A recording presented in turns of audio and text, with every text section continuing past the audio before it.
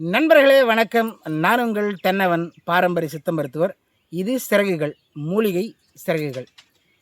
எப்பவுமே வழக்கமாக நம்ம மூலிகைகளை வீடியோ எடுத்து போடுவோம். அதே மாதிரி தான் இன்றைக்கும் ஒரு வீடியோ. ரொம்ப இடைவெளி விட்டுருக்கு. மறுபடியும் இதே மாதிரி தொடர்ந்து பல வீடியோக்கள் உங்களுக்கு கொடுக்குறேன். இன்றைக்கி நம்ம பார்க்க போகிற ஒரு மூலிகை ரொம்ப அற்புதமான ஒரு மூலிகை, குறிப்பாக ரொம்ப விசேஷமான மூலிகைன்னு சொல்லலாம். அது என்னன்னு சொல்லி பார்த்தீங்க அப்படின்னு கேட்டிங்கனாக்கா, சிறுபூனை காளி. இந்த பேரை மறுபடியும் சொல்கிறேன் பாருங்கள், சிறுபூனை காளி. இது நாட்டு மருந்து கடைகளில் விதையாக கிடைக்குது.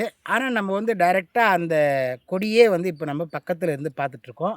இதை பாருங்கள், இதுதான் சிறுபூனை காளி கொடி.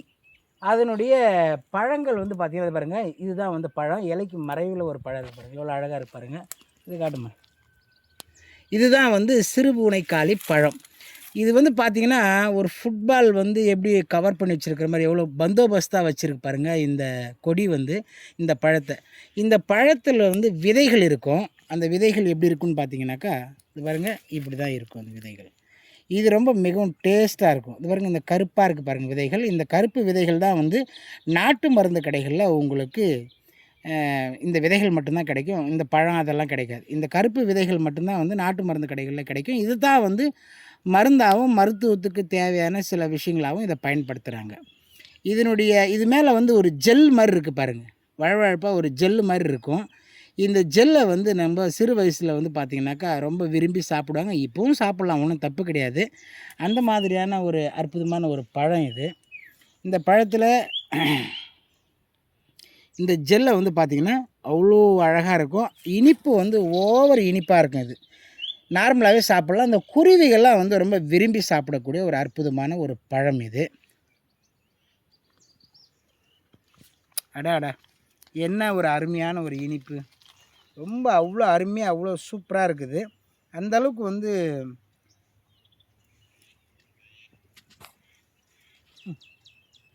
இருந்துச்சா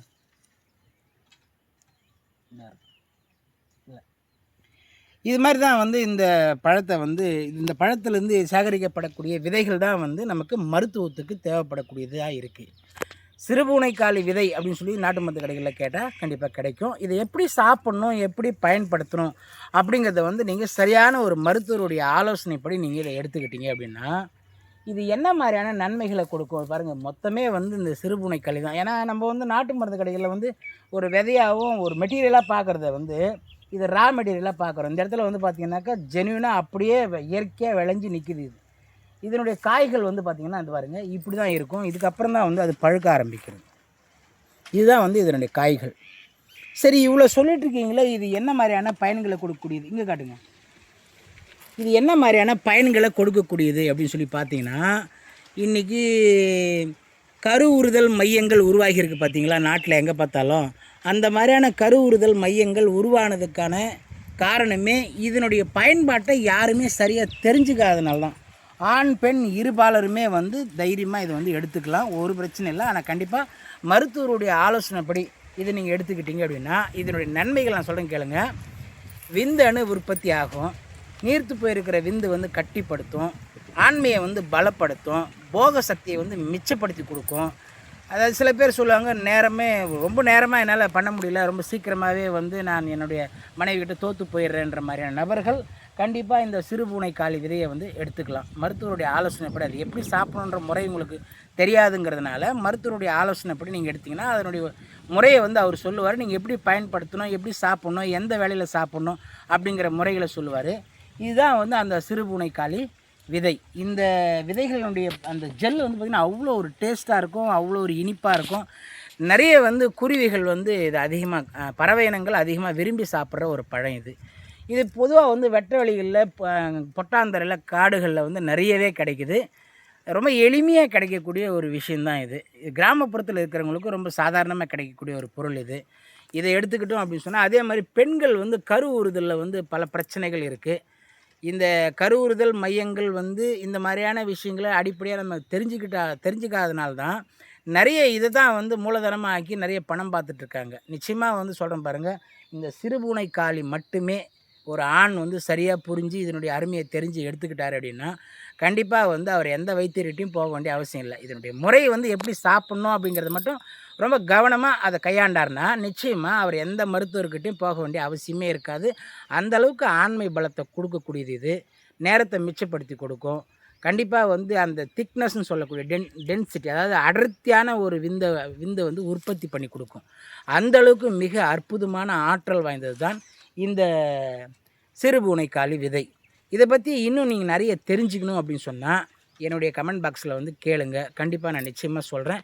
அதே மாதிரி வந்து இந்த சிறுபூனைக்காளி விதை வந்து எங்களுக்கு தேவைப்படுது, நாங்கள் வந்து நகர்ப்புறத்தில் இருக்கிறோம், எங்களுக்கு வந்து இது தேவைப்படுது அப்படின்னு சொன்னால் கண்டிப்பாக நாங்கள் இதை சேகரம் பண்ணி வச்சுருக்கோம். அது உங்களுக்கு நாங்கள் கொரியர்லேயோ நேரடியாகவோ அனுப்பி தருவோம். ஒரு பிரச்சனை இல்லை.